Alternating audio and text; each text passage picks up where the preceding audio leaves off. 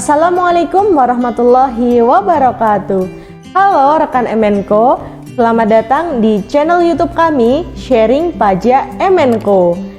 Pada kesempatan kali ini, saya akan membawakan tutorial pelaporan SPT 1770 melalui e-filing pada laman djponline.pajak.go.id. Dan untuk tutorial kali ini merupakan kelanjutan dari video sebelumnya, yaitu penginputan SPT 1770 menggunakan ISPT tahunan orang pribadi versi 1.6. Dan berikut tutorialnya. Oke, sekarang kita lanjut ke pelaporan SPT 1770 melalui e-filing pada laman djponline.pajak.go.id. Di sini yang pertama, rekan-rekan silahkan masuk ke laman djponline.pajak.go.id. Sini kita diminta untuk memasukkan nomor NPWP, kata sandi, dan kode keamanan. Di sini saya masukkan dulu untuk nomor NPWP-nya. Kemudian di sini ada login. Kita klik login. Di sini kita akan melaporkan SPT 1770. Maka kita pilih menu lapor.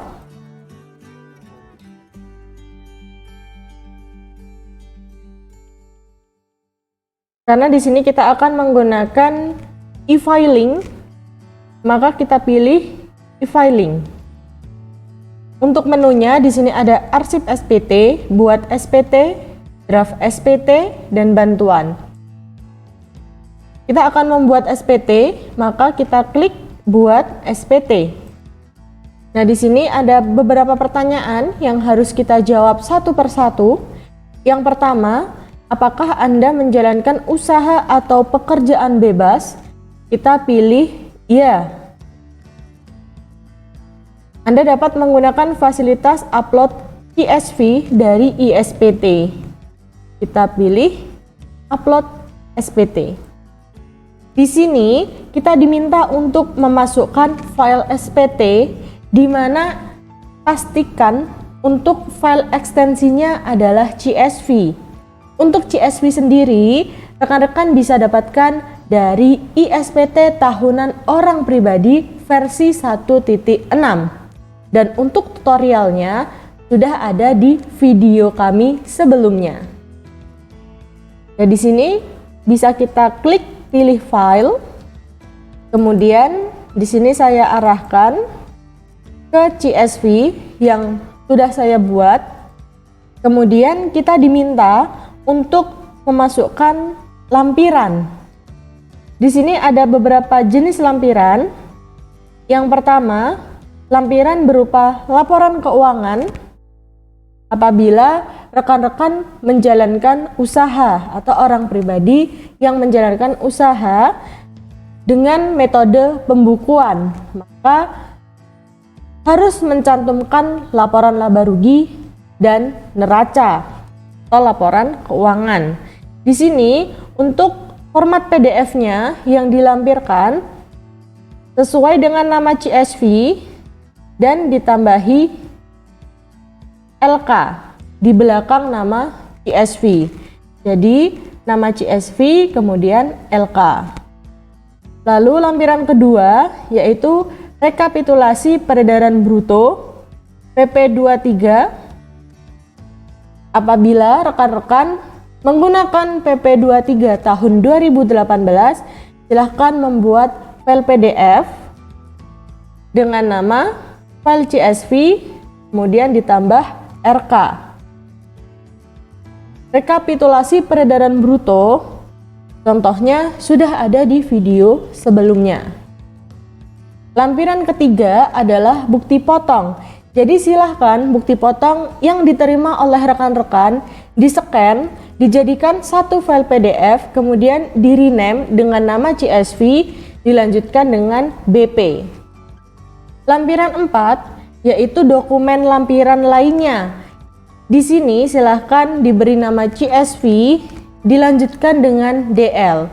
Dokumen lampiran lainnya berisikan apa saja? Yang pertama, bisa berisikan BPN atau bukti penerimaan negara apabila SPT-nya kurang bayar dan juga SSE. Kemudian bisa juga berisi perhitungan atau lampiran tersendiri angsuran PPh pasal 25. Jadi, silahkan rekan-rekan menyiapkan file.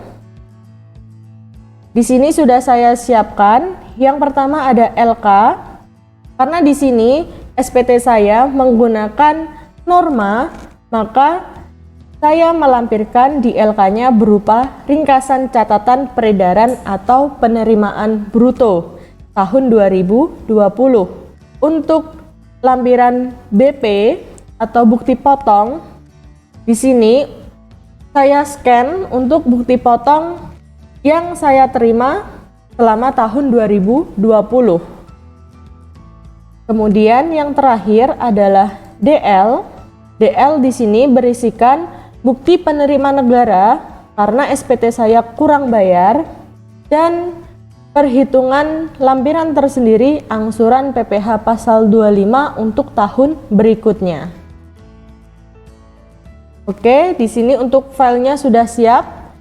Maka tinggal saya upload atau saya masukkan ke laman DJP Online. Lampiran yang pertama, di sini saya klik pilih file. Kemudian saya panggil untuk yang LK. Untuk lampiran kedua, di sini rekapitulasi peredaran bruto PP 23. Karena saya tidak menggunakan PP 23, maka tidak perlu saya upload. Kemudian lampiran ketiga di sini adalah BP. Saya klik pilih file. Kemudian saya panggil untuk PDF yang BP. Kemudian lampiran terakhir, lampiran keempat di sini DL. Saya pilih file, kemudian saya masukkan yang DL. Oke, di sini sudah semua. Selanjutnya saya klik Start Upload. Di sini proses upload sudah selesai. Selanjutnya adalah dapatkan kode verifikasi. Kita klik ya. Kita cek dulu. Jenis formulirnya adalah SPT tahunan OP, tahunnya 2020. Pembetulan ke 0, statusnya kurang bayar, dan catatannya pengiriman SPT berhasil. Kemudian ambil kode verifikasi. Di sini kita klik. Kemudian untuk pemilihan media pengiriman kode verifikasi ada dua. Yang pertama melalui email dan yang kedua melalui SMS. Di sini kita pilih melalui email. Kemudian kita klik OK. Token telah dikirim ke email Anda. Kita klik ya. Kemudian kita cek email masuk kita. Di sini sudah masuk untuk kode verifikasi. Bisa kita copy untuk kodenya. Kemudian kita masukkan ke kolom yang disediakan. Oke. Kalau sudah, di sini kita klik kirim SPT. SPT Anda berhasil dikirim. Bukti penerimaan elektronik telah dikirim ke email Anda. Kita pilih puas. Oke, di sini sudah masuk untuk SPT kita tahun 2020. Kemudian di sini bisa kita lihat untuk BPE-nya atau kita kirim ulang BPE apabila belum masuk di email. Di email kita juga bisa kita cek. Di sini sudah masuk untuk bukti penerimaan elektroniknya. Oke, karena di sini saya melaporkan SPT 1770 menggunakan norma dan untuk tahun depan saya masih menggunakan norma perhitungan neto, maka jangan lupa untuk melaporkan surat pemberitahuan penggunaan norma perhitungan atau NPPN. Untuk NPPN sendiri, contohnya, apabila kita melaporkan secara manual adalah sebagai berikut. Perihal pemberitahuan penggunaan norma perhitungan penghasilan neto, di sini diisikan tempat dan tanggal, kemudian Kepada yang terhormat Kepala KPP Pratama Sleman misal atau Jogja, lalu diisikan alamatnya di mana. Dengan ini kami dengan nama wajib pajaknya siapa, alamat di mana, dan NPWP-nya berapa, memberitahukan bahwa untuk pajak penghasilan tahun depan, maka tahun 2021 akan menggunakan norma perhitungan penghasilan neto. Penghasilan utama yang kami peroleh termasuk ke dalam daftar kode nomor berapa dan klasifikasi usahanya berapa. Tinggal diisikan, dan ini bisa dilaporkan ke KPP atau melalui pos. Lalu untuk DJP online sendiri sekarang sudah mengcover pelaporan secara online NPPN. Tapi perlu diperhatikan untuk KLU yang dilaporkan harus sesuai dengan data wajib pajak yang terdaftar. Jadi, apabila KLU kita yang terdaftar di KPP sudah sama dengan KLU usaha atau pekerjaan bebas kita, maka kita bisa melaporkan melalui DJP online. Apabila belum sama, silakan rekan-rekan mengajukan perubahan data wajib pajak terlebih dahulu. Di sini, apabila rekan-rekan akan melaporkan secara online, bisa menggunakan menu KSWP. Caranya, kita masuk ke menu layanan. Jadi kita masuk ke menu layanan, lalu kita pilih yang KSWP. Keperluannya kita pilih yang NPPN. Pemberitahuan penggunaan NPPN. Kemudian tahunnya kita pilih 2021.